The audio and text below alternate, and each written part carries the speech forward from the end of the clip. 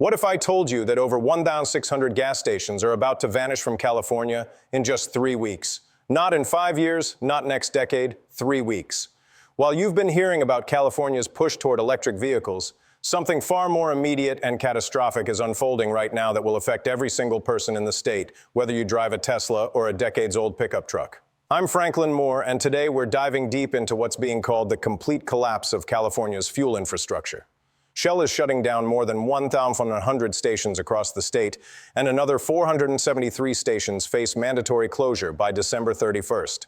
This isn't theory. This is happening right now, and the consequences are going to reshape California in ways nobody's talking about. If you want to stay informed about what's really happening in our economy and infrastructure, hit that subscribe button and drop a comment below telling me if you've already noticed gas stations closing in your area.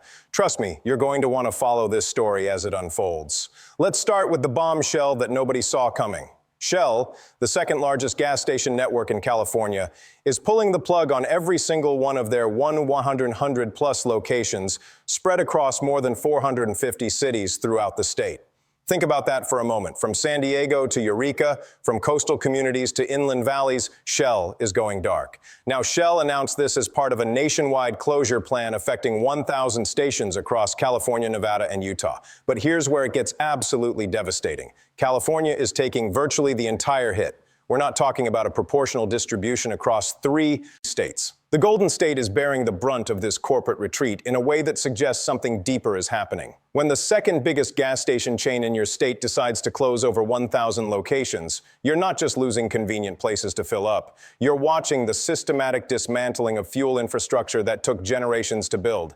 Every community from major metropolitan areas to small towns will feel this impact. The Shell stations that families have relied on for decades, where people stop on their way to work, where road trippers fuel up for their journeys, all of them gone. But Shell's mass exodus is actually just the tip of the iceberg. What's coming next makes this look like a warm-up act. While Shell is making headlines, there's another crisis that's been ticking like a time bomb, and it's about to explode in exactly 3 weeks. 473 gas stations across California are still operating with single-walled underground storage tanks, and every single one of them must be permanently shut down by December 31st, 2025. Let me be crystal clear about what this means. These are not optional upgrades. These are not suggestions. The California State Water Resources Control Board has made it absolutely unambiguous. Any station still operating with these single-walled tanks after midnight on New Year's Eve will be red-tagged immediately. No warnings, no grace periods, no second chances. The penalties are designed to be crushing, $500 to $5,000 per tank per day. And it gets worse. These tanks must be emptied within 48 hours of the deadline, and they cannot accept fuel deliveries or dispense any remaining fuel. Essentially, on January 1st, 2026, these 473 stations become instant ghost stations, legally prohibited from doing business. Now, you might think 473 stations doesn't sound like that much compared to the thousands operating across California. But according to the California Fuels and Convenience Alliance, while only 473 single-walled tanks remain out of the tens of thousands that once existed across the state, the shutdown of these specific facilities will have broad and disproportionate consequences that ripple far beyond the numbers. Why? Because these aren't strategically placed corporate stations with redundancy built into the network. Many of these stations are located in rural and underserved communities where they serve as absolutely critical infrastructure. These independent, unbranded gas stations are often the only local option for fuel within 50 miles. They typically offer lower prices to consumers who are already struggling with California's sky-high cost of living. And they provide essential fuel access for schools, first responders, farms, and medical facilities, the backbone services that keep communities functioning. Alexandra Magnosco from the California Fuels and Convenience Alliance didn't mince words when he spoke to reporters. The state is approaching a dangerous turning point. If nothing is done, the state will lose hundreds of small gas stations, and consumers will pay the price. Behind every statistic is a human story, and the stories emerging from California's gas station crisis are absolutely heartbreaking. Over 5,000 mom and pop-up gas stations operate across California, according to the National Association of Convenience Stores. These aren't faceless corporations shuffling spreadsheets. These are family businesses that have served their communities for generations, employing neighbors, supporting local little league teams, and keeping small-town America alive. Let me introduce you to some of the people whose lives are being destroyed by this regulatory tsunami. Charles Khalil owns 2 gas stations in the Los Angeles area. He told the Los Angeles Times something that should send chills down your spine. Most independents will be put out of business. We are all going to suffer through it. This man has been in the gas business for over half a century. And here's the irony. That would be funny if it weren't so tragic. He drives a Tesla Model X. Even with his personal commitment to electric vehicles, he knows this transition will destroy thousands of small business owners who don't have the resources to pivot. Then there's Adnan Ab, who operates a station in Glendale and has poured 33 years of his life into this business. He told the Los Angeles Times the mandate is not going to be fun for a lot of us when gas cars go away. He doesn't know how many customers he would lose if he tries to transition. He's kind of on the way out and looking for something else to do with his life. He looked into adding electric vehicle chargers at his station, but the quote he received was not economical. He also investigated development potential for his property, but he can't make any moves until his contract with a gasoline distributor expires in 2025. He's trapped, unable to move forward, unable to stay where he is. Jeff Hansen's story perfectly captures the impossible calculation these owners face. He owned Piedmont Auto Care, a beloved neighborhood Shell station in Oakland, for 17 years. His single-walled tanks were installed back in 1984 when California mandated that all single-walled tanks be removed by December 2025. He looked at the costs, looked at the future, and made the brutal decision that it simply wasn't worth it. His station is now permanently closed, leaving his neighborhood without their local gas option, and Jeff without the business he spent nearly 2 decades building. This exact pattern is repeating across California as owners run the numbers and realize there's no path forward. The brutal math of compliance costs versus remaining business life just doesn't add up. Now let's talk about why these small operators are choosing to close rather than comply. Because when you see the actual numbers, you'll understand why this isn't really a choice at all. It's a forced shutdown disguised as regulation. Removing and replacing single-walled underground storage tanks cost between $70,000 and $200,000 per tank. And here's the kicker. Most gas stations don't have just one tank. They have multiple tanks for different grades of gasoline plus diesel. A typical 3-tank setup could cost $500,000 to replace. $500,000 for a small business owner whose entire net worth might be tied up in their station. But wait, it gets worse. That $500,000 figure is just for the tank replacement itself. It doesn't account for the environmental cleanup that's often required when old tanks are removed. And this isn't some rare occurrence. 24% of single-walled tank closures or upgrades have resulted in the discovery of petroleum releases that require expensive remediation. We're talking about environmental cleanup that can cost millions of dollars. Okay, you might be thinking, but doesn't the state have programs to help with this? Yes, they do. It's called the U.S. program, Replacing, Removing, or Upgrading Underground Storage Tanks. The program is supposed to offer grants and loans to help small business owners comply with these mandates. Grants range from $3,000 to $70,000 with a lifetime limit of $70,000 per business. Let me put that in perspective. If you need to replace 3 tanks at $150,000 each, that's $450,000. The maximum grant you can receive is $70,000. That leaves you $380,000 short. And station owners are reporting wait times of up to 2 years just to get a decision on whether their loan application has been approved or denied. 2 years. The deadline is 3 weeks away. Many applicants have been denied outright, or they've received amounts that barely cover a fraction of the actual costs.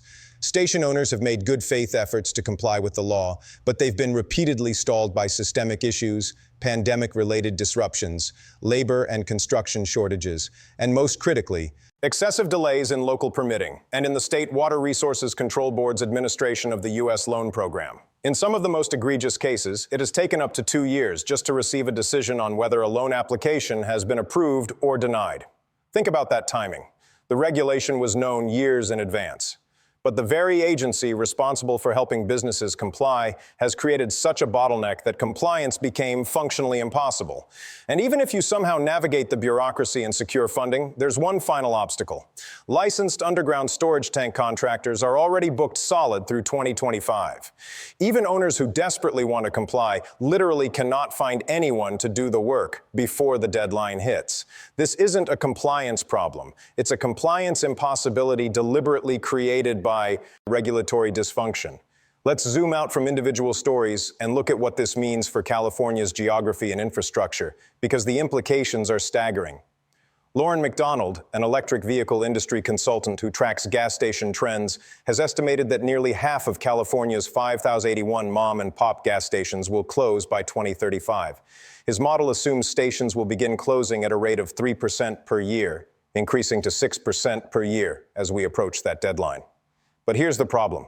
That model was created before Shell announced their mass closure and before the December 31st underground tank deadline became imminent.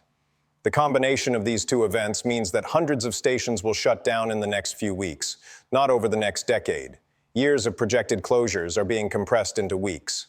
The geographic impact reveals California's growing fuel deserts, areas where residents have little to no access to gasoline. Rural communities in the Central Valley, Northern California, and mountain regions often have just one gas station serving areas spanning hundreds of square miles. When that single station closes, residents suddenly face round trips of 50 to 100 miles just to fill their tanks. Think about what that means in practical terms. Emergency services, school buses, farm equipment, and medical transport all depend on local fuel availability. Losing the only station in a 50-mile radius doesn't just inconvenience residents. It threatens the basic functioning of these communities. Researchers at the Berkeley Energy Institute found that over 200 California gas station tanks are single-walled and need removal by late 2025. But here's the terrifying part that nobody's talking about. Most manufacturer warranties only cover underground storage tanks for 30 years. Thousands of double-walled tanks that were installed in the 1990s. The compliant tanks that replaced the old single-walled ones are now approaching their expiration dates. So, station owners who invested hundreds of thousands of dollars in the 1990s to upgrade their tanks are now facing another massive investment, just as the entire business model is being called into question. They face a brutal choice. Invest hundreds of thousands in brand new tanks for a business model that might be obsolete within a decade, or close now while their property still has some value. California's gas supply chain was already fragile before this wave of closures.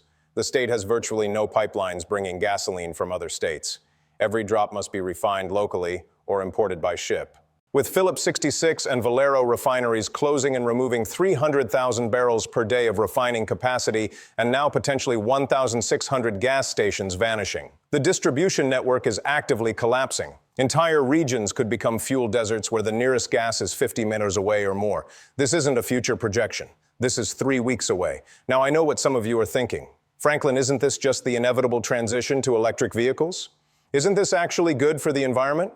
Let me explain why the electric vehicle transition narrative completely falls apart when you examine what's actually happening on the ground. The real estate situation tells you everything you need to know.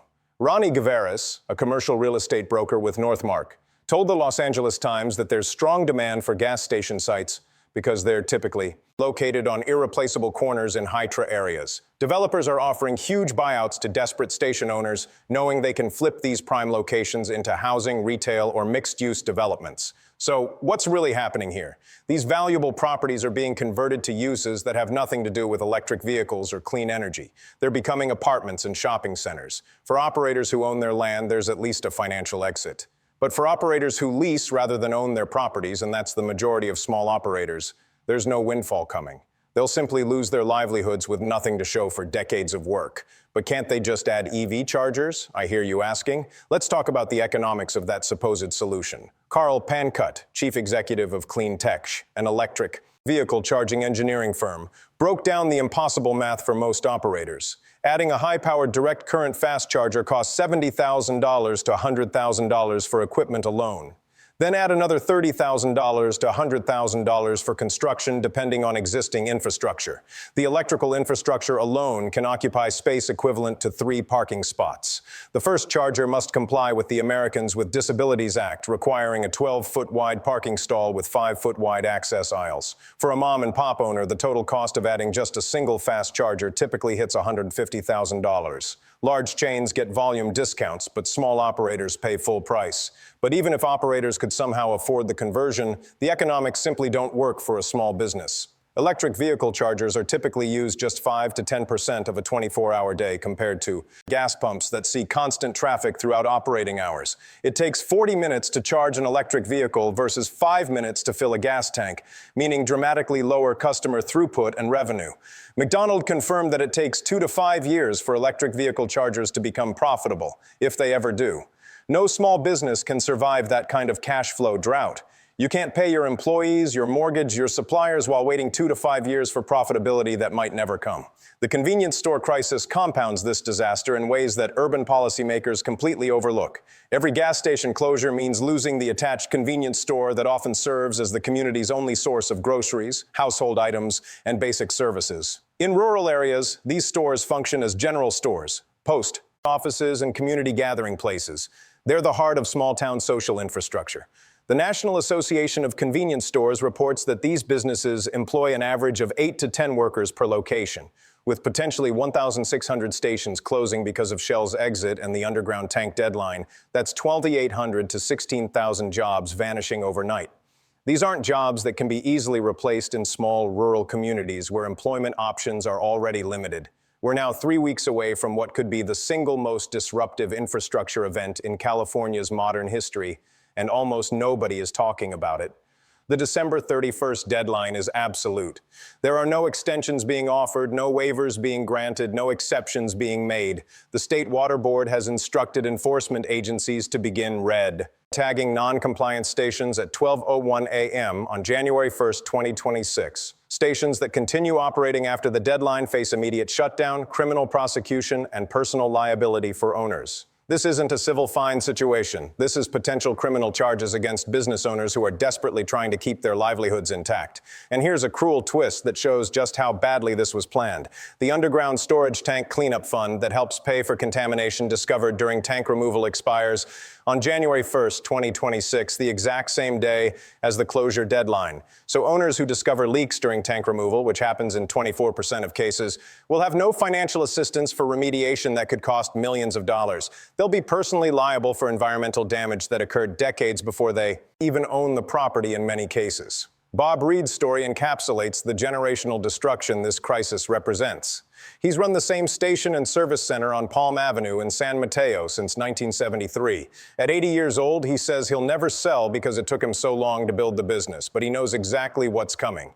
My son and grandson will be the ones who are going to feel it. He said his family will inherit a business model that's being systematically destroyed by infrastructure requirements they cannot afford and market changes they cannot control. Let's talk about the ripple effects that will touch every aspect of California life as the state's fuel distribution system, built over more than a century, collapses in a matter of weeks.